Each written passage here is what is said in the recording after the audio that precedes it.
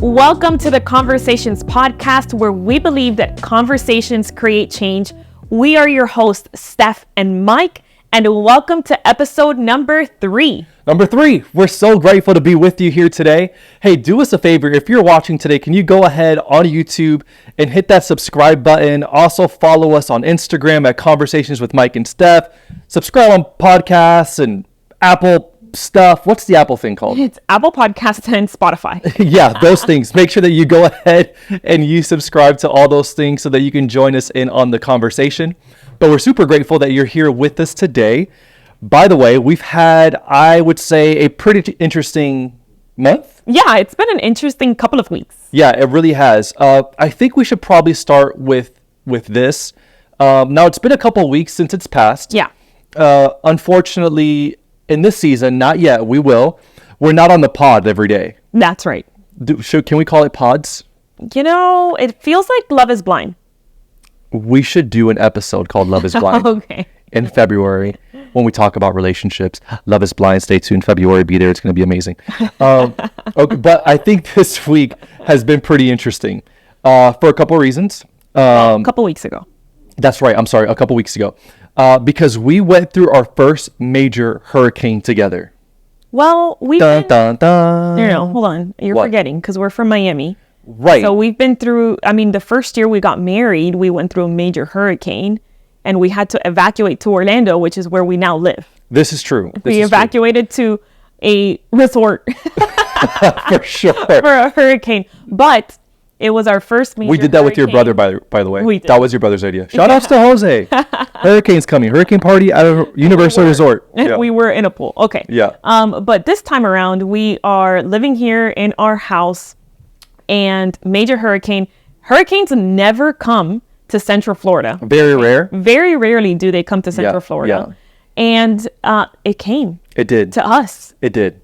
Yeah, that was quite the experience. And it is very different, like living in Miami versus moving to Orlando, because in Miami, hurricanes come. And in Miami, everyone's like, we've been through this a million times. Let's throw a hurricane party. Correct. In Central Florida, when a hurricane comes, people really freak out because they're so rare. Correct. Now, I do think we learned some valuable lessons in Milton.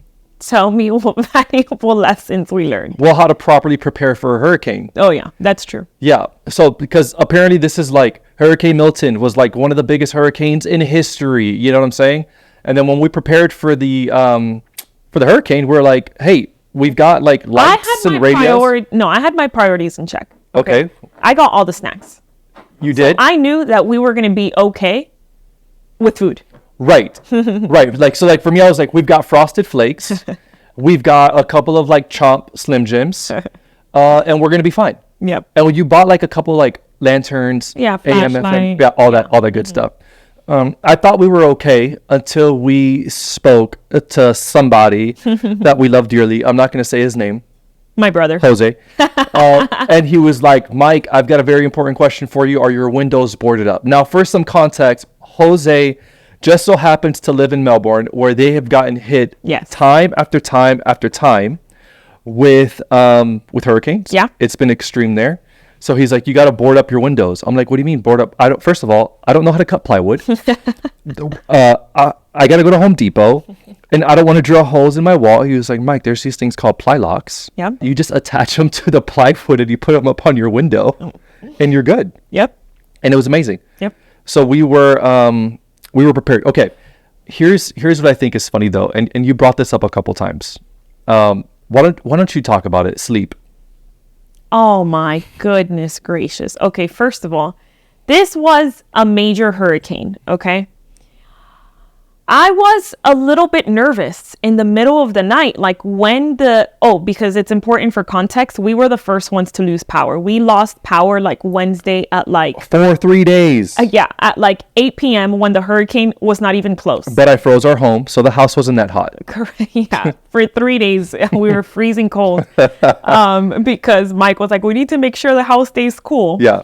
So it was chilly, but we lost power super early, and then in the middle of the night when the wind started, thank God for my brother that told us to board up our windows, because things started like bashing against our windowsills.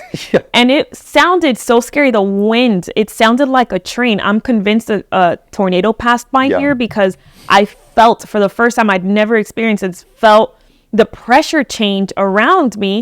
And it just sounded so scary. Did you sleep? I did not close my eyes until the next day. It was like 5 a.m. when I finally went to sleep. And when I turned around in the middle of the night, like around 2, 3 in the morning, when I thought I was about to make us all go to our closet because I thought a tornado was coming, okay, I turn around and you're snoring. I was. You were in the I was in deep sleep. You were in the most deep sleep. I was like, did a hurricane even come? Correct. Yeah, we woke up the next day and they're trying to get in contact with us to see if we're alive. And everyone's like, how'd it go? And you were like, so great. It didn't even pass by here. Meanwhile, I'm here. It felt like a sleep vacation. deprived. It felt like a vacation for me. You were preparing for the worst. I was like, this is the best. This is absolutely amazing. So like us. It is. It is. Okay, so we went through a storm. It almost caught us like very last minute. Shout outs to Mike the Weatherman on TikTok, who Yes. kept us updated on all things storms. But honestly, when we went through that storm, we were having some conversations about what our next podcast can be.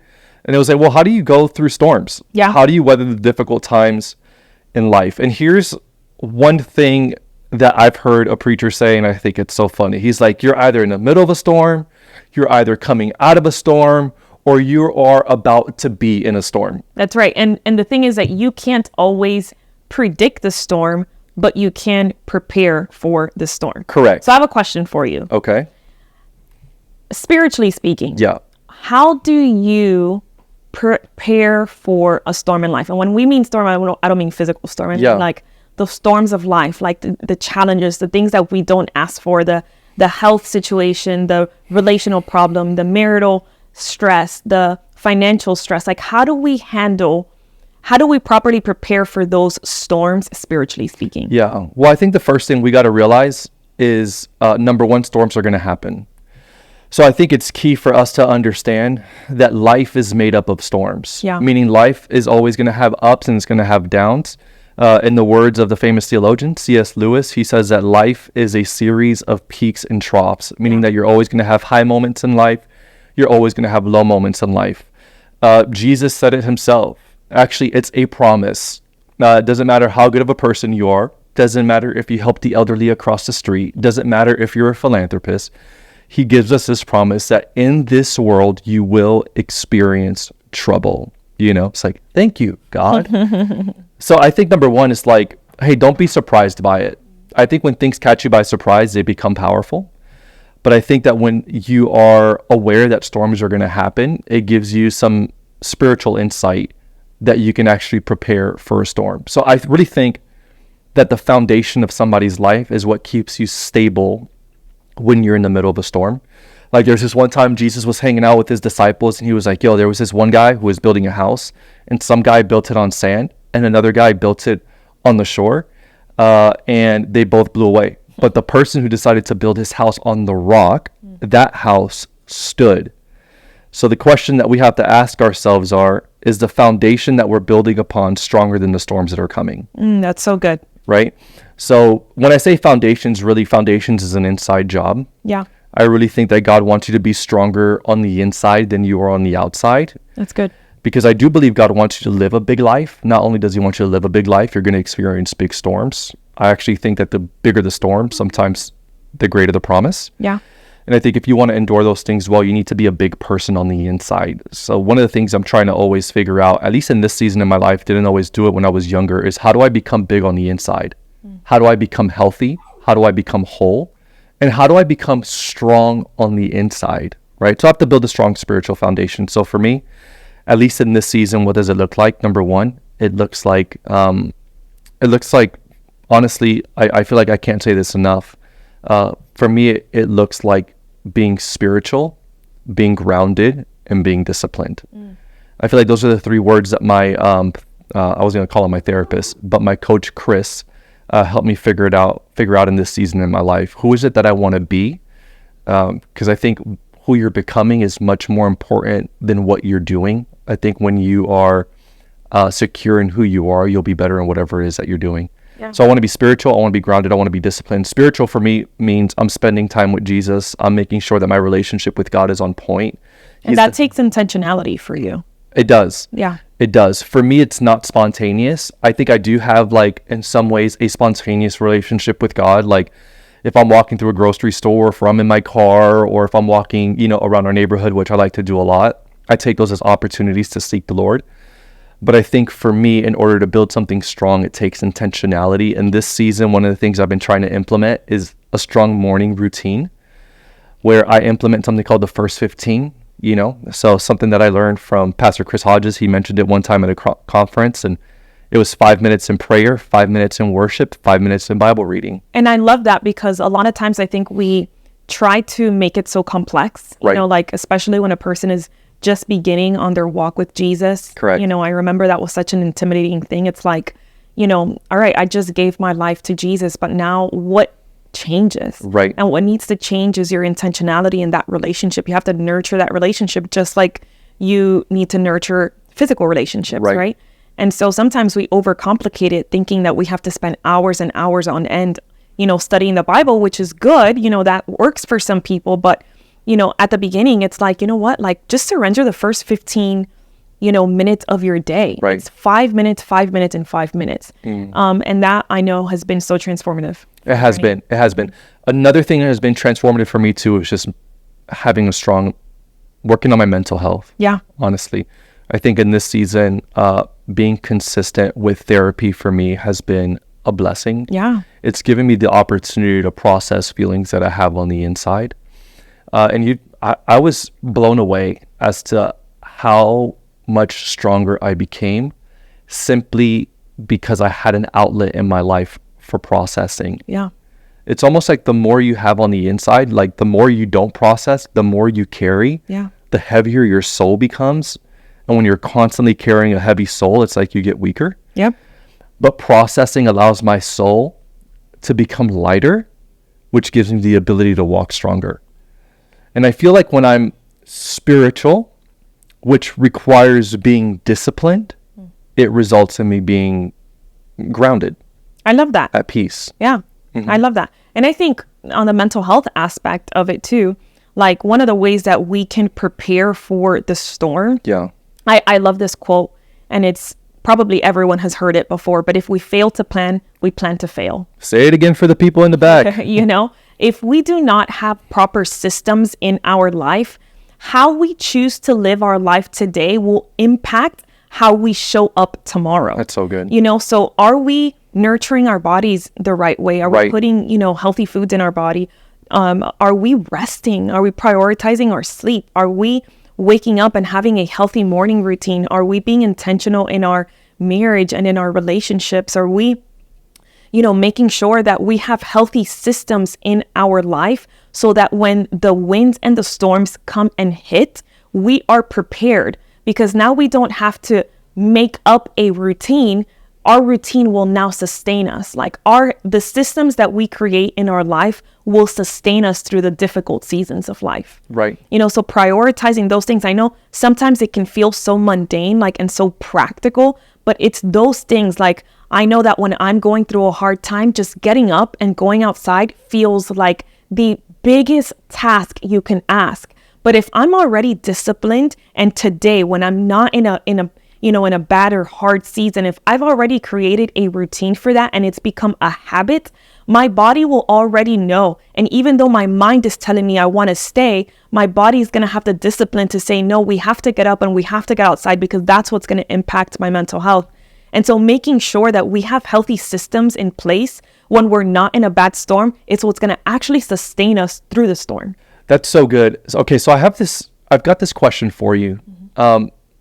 Because I feel like one of the things that I'm learning in my life is that the simple things that are done consistently are usually the things that give us the most results. Like sometimes, like I have found myself, at least in the past, where it's like, I'm going to be super extreme, like in health, and I'm going to try and get ready, and I'm going to work out nonstop, 5 a.m., and I gas myself out, or I'm going to make a decision. I'm going to wake up every morning and I'm going to spend 45 minutes to an hour praying, and that lasts for a couple days, and then it gasses myself out, right? I love how you said discipline, because it sounds like health is a lot more practical than we think it is. Of course. And especially when it comes to mental health, because I think one of the things I've been learning in the season that I'm in right now, again, I feel like this is probably the first time where I've felt the pain of some of the areas in my mental health that weren't as strong. And I learned the power of consistent rhythm, routine, and discipline, and how that set a pathway for my healing. Could you maybe explain why that's powerful? Yeah. Well, a lot of times when there is so much uncertainty in our lives, especially when we're going through a hard season of life, a lot of times hard seasons are directly correlated to a lot of uncertainty, right? And so when there is so much that is uncertain, So good. Yeah. it becomes so overwhelming for our minds and our bodies to be able to handle, right? And that's where we develop unhealthy coping mechanisms, right? And so when naturally we are habitual beings. That's why, for example, it's encouraged for kids to have a sleep routine, and it's encouraged for them to, make sure that they're eating at a specific time. It's the same thing for us adults. We are habitual beings. We thrive when there are things that are within our control, and we're actually controlling those things instead of focusing on all the external things that are outside of our control, right? So our habits are one of those things that are within our control. And what does that do? That diminishes the level of uncertainty. If I know at what time I'm going to get up, this is a very subconscious process. Like, our brains don't have to put in the extra work of, what are we going to do tomorrow? What time are we going to get up? What are we going to eat in the morning? What am I going to, and then boom, like, you start your day off with so much anxiety and so much uncertainty that on the inside, you're already feeling so dysregulated. Yeah. So when you have healthy habits and healthy systems in place, it diminishes the level of uncertainty that your mind has to process on a daily basis. And that already helps you regulate. It already brings you to a better baseline, because I already know what's within my control. I already know what my day or what my morning or what my nighttime routine is going to look like. I may not know what the whole day may unfold. We might be surprised by a couple of things, but because I have the foundation of that, I started off my morning with, a ritual or a habit that is helping me process, or maybe an outlet. Like, if people wake up and they do their first 15, that's such a grounding meditative experience. So your nervous system is already so calm, right? So then when you're already not heightened, so when things happen in your day, you're coming from a better place, a healthier place. Does that make sense? That makes a lot of sense. I think what you're saying is so powerful, because it's also the difference between being reactive and responsive. Reactive and responsive. And I think sometimes we deal with anxiety when we're just reacting to life. Of course. Like, life is happening to us. We're not prepared for it. So therefore we don't know how to respond. Yeah. And then sometimes it's in the middle of a storm where we start trying to prepare. Yep. Instead of actually being responsive. It's like how when in the morning of Hurricane Milton, we were at Home Depot trying to cut plywood. Oh my and we were setting up all the plywood and the stuff while it was raining. Yeah, exactly. Yeah. It's like, all right, we got to wake up at 6 a.m. We got to run to Home Depot. We got to get in the line, cut this wood, make it happen. How stressful, It was but super if stressful. we would have known, if we would have been able to properly prepare, it would have diminished the level of stress that we had. It's the same thing in life. Right. I call it winning the day. Yeah. I call it winning the day. There's this one Bible verse that says, teach me to number my days so I can have a heart of wisdom and I can live a life of wisdom. And I forgot who I heard talking about it, but in the Hebrew, that whole part of teaching me to number my days means, God, give me the ability to plan and prepare my day and my life so that I can live with wisdom. And I thought that was so powerful. Being responsive instead of being reactive. Yep. Yeah. And I think also for me, that's been a tool in helping me get grounded. Yeah. Yeah, that's so good. Well, let's talk about how, we're obviously married. Yeah. And there are so many people in relationships that their partner has a completely different way of navigating and processing hard times than their partners. And that's true for us. The way that you process hard times is completely different than the way that I process difficult times. And so sometimes that can create even more tension in a relationship because, one person has one way, the other person has another way, and then they're clashing in the middle. So now what was once a hard season is even a harder season because it can get in the way of the relationship. I remember I don't remember how many years we were married. It must have been in like the first year or two of us getting married. There was an external situation that happened. So it had nothing to do with us that completely rocked our worlds. Yeah. And I remember, because this specific situation happened to me, and I had one way of processing, and you had a completely different way of processing. And now months, probably a year later, we found ourselves in such a tough place where an external storm, like an external situation, now came and got within our relationship, and it created so much marital tension between us because you had one way and I had another, and we kind of felt alone in that process of like we didn't know how to navigate the storm together. And you know what? Looking back on that season, there's so many things that I wish I honestly could have done different.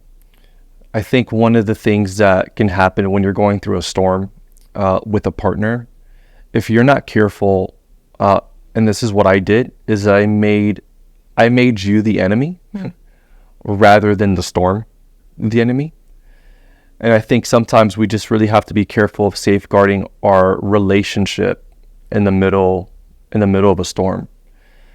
That's why for me, like being grounded, like learning how to be grounded is so important, because in the middle of a storm, if I'm not grounded, I can't show up as the best version of myself for you in the middle of that storm.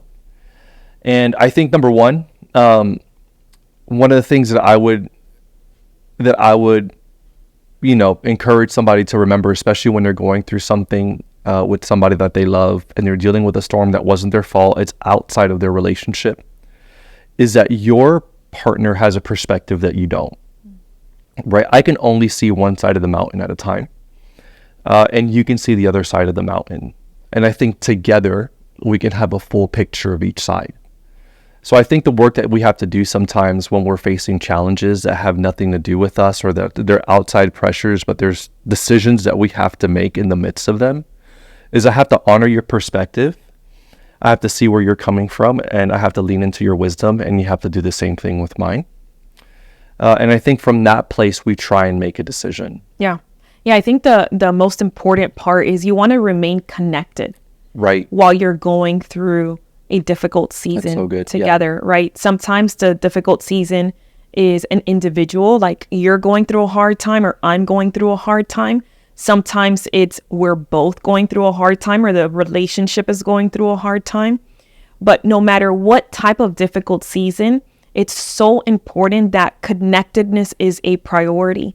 And I know that sometimes when we're going through a really hard time, our main priority sometimes is we just want to keep the little bit of peace that I have. Right. So we're going to avoid having any big or hard conversation, right? Maybe, there's a lot of tension and you're just like, I don't want to get into it right now. I don't have the capacity. I know that sometimes I can be like that. Sometimes when I'm going through a difficult time, I'm just like, I just want to keep the little bit of peace I feel like I have. And so I don't have the capacity for this conversation.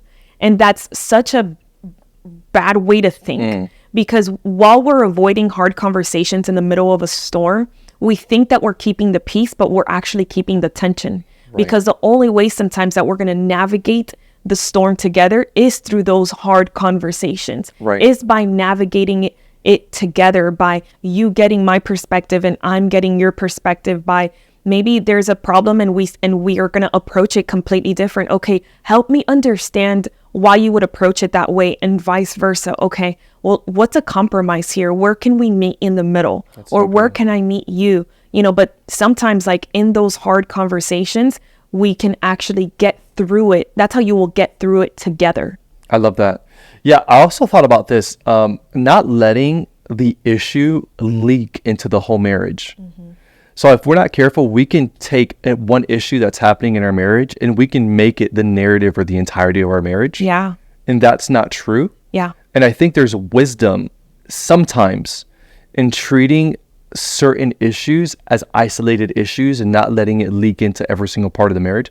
So I just had this thought while we were having this podcast. I don't think it's something that we practice, but I do want to get your your thoughts on it, mainly because I feel like I've heard somebody talk about this before. Number one, there are certain conversations that have really nothing to do with us that we don't need to invite in. Like, we don't need to invite another person's drama into our marriage. Correct. Right? Yeah. And then even sometimes when it does have something to do with us, that doesn't necessarily mean that it's the most beneficial thing for your marriage. Like, I don't have to bring up all of my work drama when we're at home and we're trying to spend quality time together. Yeah, there's a time and a place. I think it's assigning that time, right? Like, there's a lot of nuance here, because when we love, like, we have loved ones, we've got family members, we've got friends, like, obviously we're in ministry. There's a lot, surrounding our life, right? And I think of people with their kids and, maybe school and what's happening there. There's a lot that we are attached to. We're not just isolated, right? Now, there has to be boundaries in place, like when a loved one, for example, is going through a hard time, their hard time cannot become your hard time. There has to be what we call differentiation, right? There's a separation there.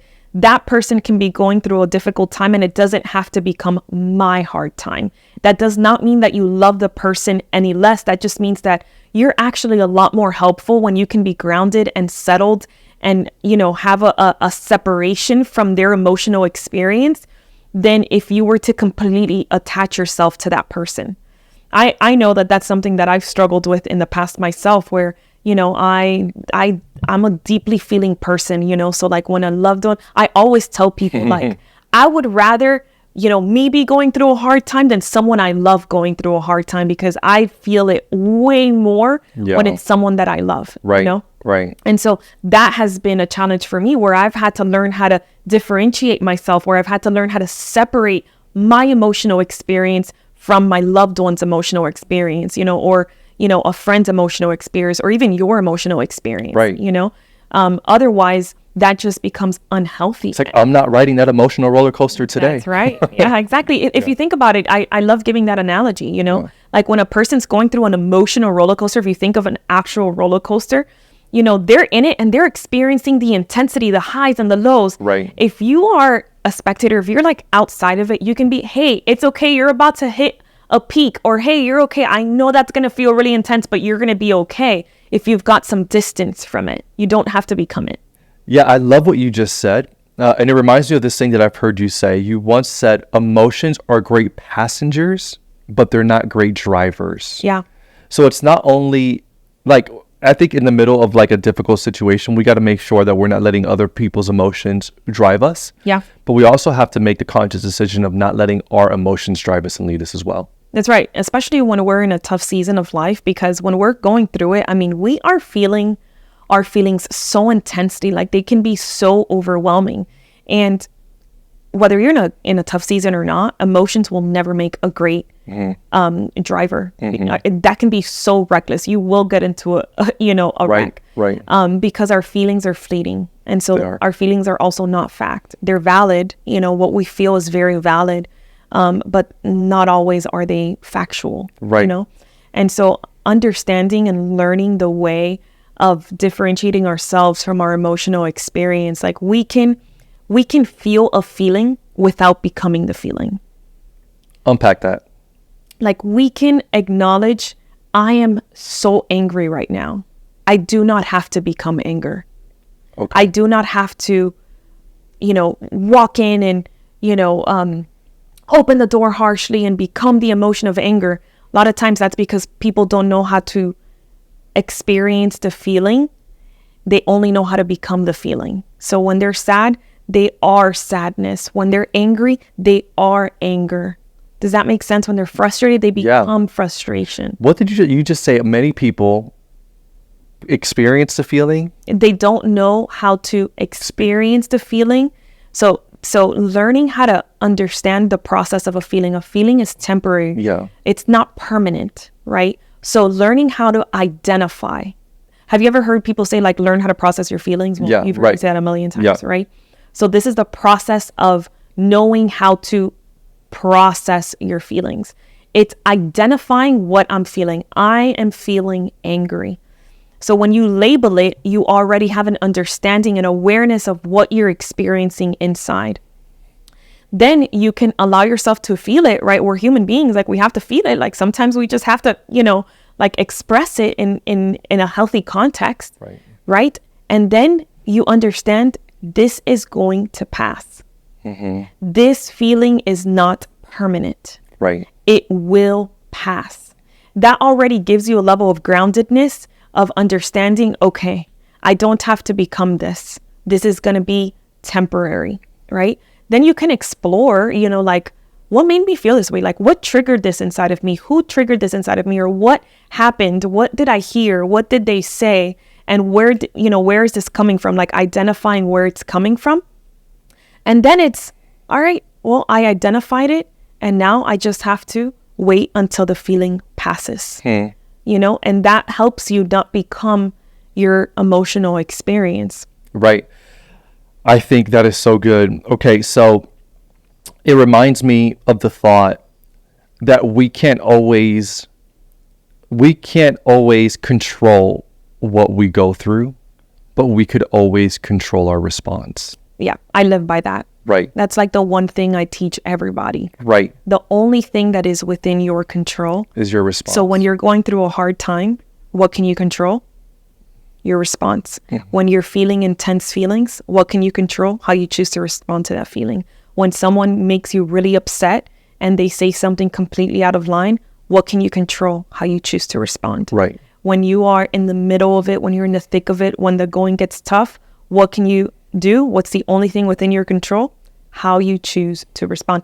There is this false, trendy saying out there on social media, control your thoughts, control your life. It irks me so much because that is not true. We cannot control our thoughts. There are thousands of thoughts that we think in a day. Sure. We cannot control our thoughts. What we can control is how we choose to respond to those thoughts. Right. Right. So the power of choice, like how I choose to respond to a situation is the only thing that is actually within our control. That's amazing. That reminds me of like one of my favorite tools that I think is so helpful, especially when you're going through a hard time. I know that it's been life-changing for you. It was life-changing for me. It's life-changing for everybody that I teach this to. And it's reframing. I have a simple saying. You catch it, you check it, you change it. Right? So you catch I love that. when you are thinking one of those unhelpful thoughts. I hate the positive and negative. I think that's just not healthy. Right? But there's some thoughts that are just not helpful, especially when you're going through a hard time. I'm never gonna, get better. I'm always gonna feel this way. There's no way out. Like these hopeless, ways of thinking. So you catch it. Like when you're thinking that way, you catch it. Okay, now I can catch that. Now you check it. You check it. You check in with yourself. Is this even helpful for me? Is this helping my situation?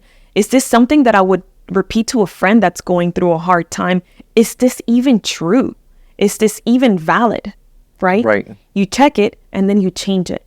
This is not going from a negative to a positive. Sometimes you can respond with neutrality. Sometimes you can respond with a more helpful way of thinking. So for example, I am just going through a really difficult time and my thought process is, I don't know how I'm going to get through this. This is so hard. This just seems so impossible. I check myself in my way of thinking. Then I start thinking to myself, hold on a second. You know what? I've been through so many hard times in my life. Right. And I've gotten through each and every one of them. 100%. I know that I may not feel prepared, but my feelings are not everything. And I know that I'm as prepared as I can be. Right. Right. I know that I've been resilient in the past, and I know that I can be resilient in this moment. I love that. I'm going to do the best that I can with what I have right now. My gosh, I think that's the difference between being a victim and a victor. Yeah. Right? Like a victim is somebody who's like, well, life's just happening to me, right? That's victim mentality. Yeah. I think a mentality of victory is, I'm going to take what's happening to me and I'm going to check it and I'm going to change it. Yeah. I want to be careful with the victim and victor part. Like, I understand the heart behind it, but there are a lot of victims out there, you know? For sure. You know, and so sometimes like we are victims to life, you know, but I love what you said, like becoming a victor, you know? Right. Victims are usually in the grave. Yep. And survivors, you know, people who are victorious are people who are resilient, you know, and they do what they can with what they have in front of them. 100%. Also reminds me of this verse where Paul says, take every thought captive to the cross of Christ. Like every thought that comes to your mind, take that thing captive. And I feel like that's almost like Paul saying exactly what you said. Check it and change it. Yeah. And taking thoughts captive is it's very much a physical term. It's like Paul saying is get that thought, put it in the chokehold. Yeah. You know, it's catch it, check it, and change it. Yep. Right. Same like guy. Renewing of the mind. Right. Same guy said another verse. Paul was like, "Hey, don't be anxious for anything. Yeah. Instead, pray about everything." Yeah. And when he said don't be anxious about anything, what he didn't mean was don't feel feelings of anxiety. Yep. What he meant was don't stay there. Like you don't have to stay anxious. We will experience moments of anxiety, but staying anxious, I honestly think it's a choice. You don't have to stay anxious. You can take it and turn it into prayer. Take all of your worry, take all of your anxiety, and you have the ability to switch that and to flip that through the act of prayer. Yeah. Yeah, I think that's the same thing that we were just talking about. Like, how many people do I meet? I'm just an anxious person. You're already overly identifying with an emotional experience. And it's like, no, actually, I'm a person that experiences anxiety. Right. And what I choose to do with that anxiety is turn it into prayer. Mm-hmm. Exactly. Yeah. So I want to talk about this because we just took an opportunity to talk about how in some ways there's a lot of choosing. And we can always control what happens to us, but we can't control how we respond. I want to talk about joy. Yeah. I want to talk about joy because I feel like there's a difference between joy and happiness. And I want you to take an opportunity and unpack that because we had a conversation earlier where I thought what you shared was brilliant. But before we get there, I also had this thought. I think storms aren't always there to break you. I think storms are also there to make you. I think there's something in a storm or in a trial that if you hang on will make you stronger and better than you actually were before. Yeah. And I actually think that's some of the thoughts or some of the things that you were saying as it relates to reframing. Because sometimes we can have an incident happen in our life and we think that this incident's going to destroy us. But I think if we reframe it, we can say, actually, this incident's hard, but I actually believe that this incident's going to make me stronger. Like when I look back on some of the trials and tribulations that I've been through in life, I never once think to myself, I'm willing to go through those things again. No, please. Never. But sometimes what I do think to myself is I'm grateful that I did because I'm so much stronger today than I was before the trial and before the tribulation. I wanna unpack that stronger word because I think people have a misconception of what that stronger word is. Mm-hmm. And they make you wiser. Right. Makes you more grounded because it reminds you of the things that really matter in life. Yep. It makes you focus on the things that maybe you didn't. Sometimes like when you're going through a really hard time, it's revealing of the things that you need to work on as an individual. Right. You know, it makes you more vulnerable, right? Because it takes a lot of vulnerability to actually work yourself through the storm, you know? So stronger is not necessarily, you know, I'm like so much stronger because I went through that. No, it's just in our human experience and going through hard seasons of life, what gives you hope is the resilience that you build. Resilience is something that you build when you go through difficult seasons of life. Right. So some of the most resilient people you'll ever meet in life have walked through the unimaginable. Right. You know, because they were able to build the skill of resilience when they were going through the storm. Because so many people have this misconception of what strength is. And so, oh, that's going to make you stronger. And that can be such a frustrating thing to hear. Please never say that when someone's going through a hard time. Right. But what you can remind them is you are so resilient. Right. You know, I know that this is such a tough thing. And you know what? You're a tough person. Right. You know, I know that this is hard and this is difficult. And I'm here with you in the middle of it. You know, but I'm going to walk with you as you gain the strength to get through the other side. Yeah. That's what strength is. 100%. Yeah. It's like when James says, consider it pure joy. Yeah. When you go through trials and tribulations. It's like joy? Yeah, exactly. And I think it's interesting that James is like, hey, consider it. Yeah. Consider it That's so joy. good. Because our natural thought when we're going through a trial is not joy. Our natural thought when we're going through a trial is, I'm dying. But then It James is sucks. like, this is terrible. But James is like, hey, actually consider it joy. Like, be intentional, think it through, and consider it joy. Why? Because the testing of your faith produces perseverance. It Yep. produces resilience. Yep. And I think if there's one thing that God wants to do is that he does want to make our faith stronger. And struggles and storms just so happens to be the gym where our faith works out in, Yeah. right? That's so good. It's like, I remember I saw this Jeep commercial this one time where I really wanted like a Jeep Wrangler, you know, and it was showing like these really big tires and it was going through the mountains and dirt and going through waterfalls. And at the end of the thing, it said, tested and tried Jeep Wrangler 4x4, you know. I think at the end of my life, I want that. Tested and tried, you know, and we made it on the other side and we're more resilient. Yeah. Why? Because we suffered well. Yeah.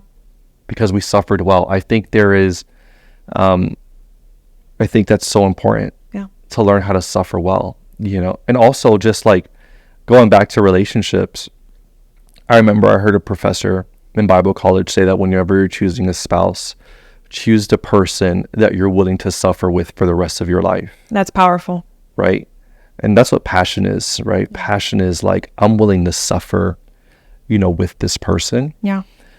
Which I think is such a cheat code too whenever you're choosing a spouse. Like, I think it's so important to get to know the person that you're thinking about dating, observe them in a difficult circumstance, because if that's how they act when they're single, it's going to be so much more magnified when you guys are together. Yeah. Right? So I think making sure that you're choosing the right person is vital, Yeah. you know, in order to suffer well. Because when I'm low, you're high. When I'm high, you're low.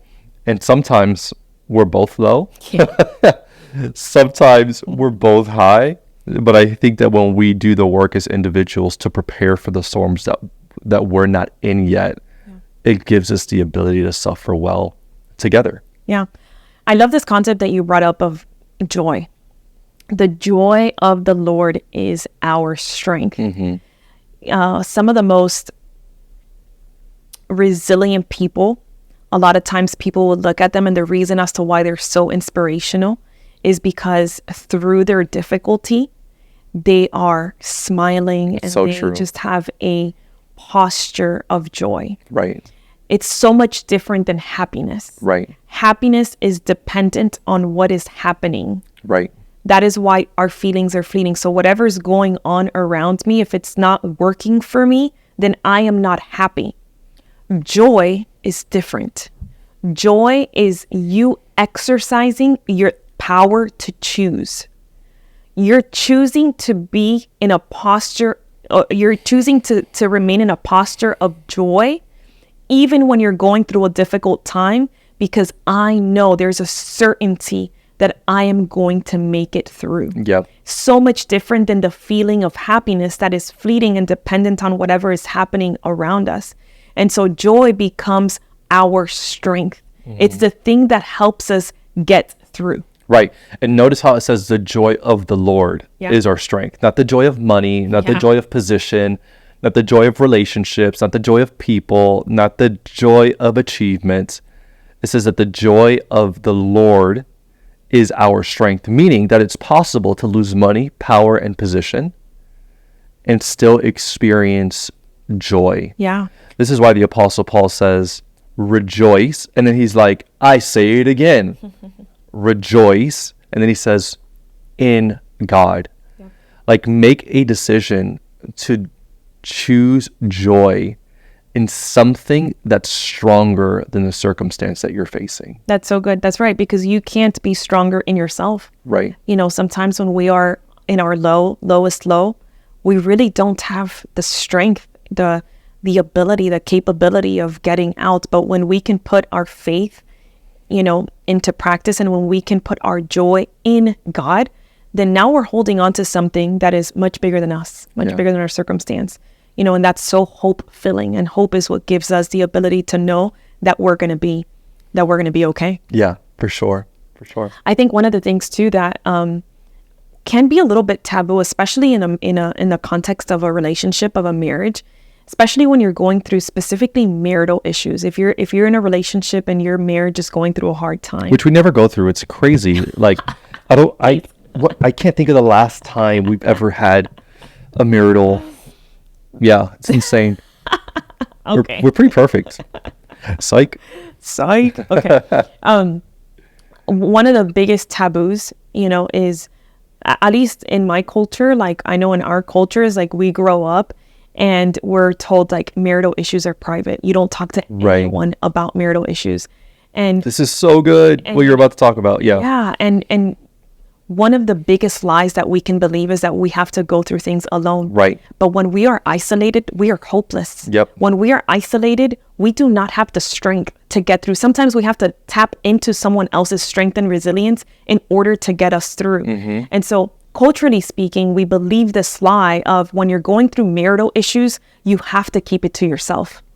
And that is so dangerous, because you will prolong that hard season if you go through it by yourself. That's so good. That's why it's so important to have just a couple of people. It could be a mentor, it could be a trusted friend, you know, maybe someone who's older, wiser, or just people who are healthy individuals, you know, that you can actually open up to, that your marriage can have some sort of accountability, you know.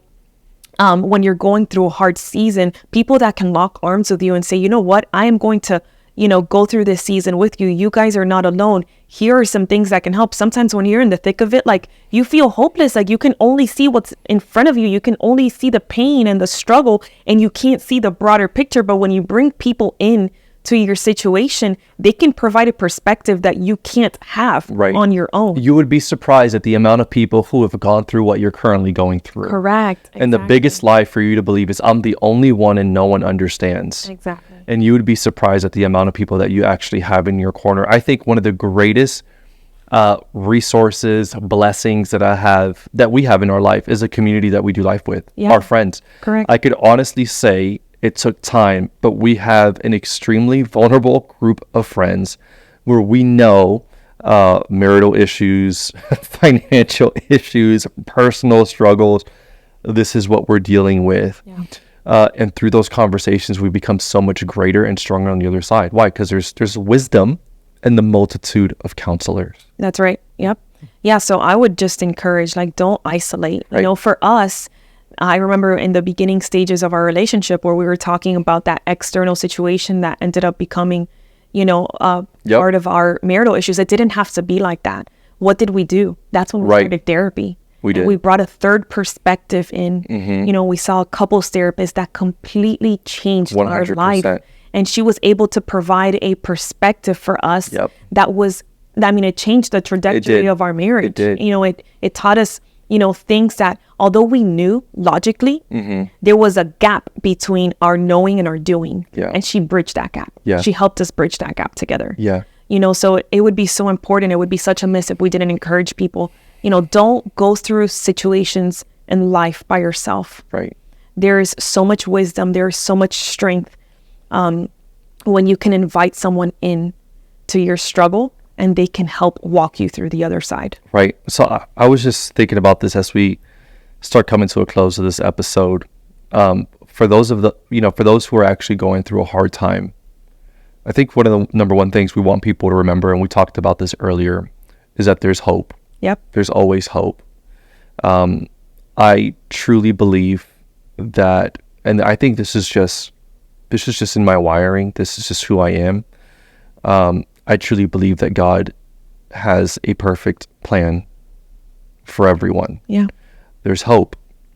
And then also that the trials that we go through, we can consider them joy because they test our faith, creating perseverance. Yeah. And the reason that we need our faith to get stronger is because faith is hope in action, right? Faith is not just believing. Faith is having so much hope that I'm willing to put one foot in front of the other and move forward, right? Faith is hope in action. That's so good. And I think it's also so important to remember, like when you are in the middle of a tough season, don't try and do the most. Stay practical. Like try to stay grounded in the moment. Do the things that are, be intentional with doing the things that are helpful for you, not depleting for you. Right. Sometimes we try to do the most, or like we have this expectation of like how we have to handle this. And it's like, actually, no, just surrender that. Right. Slow down.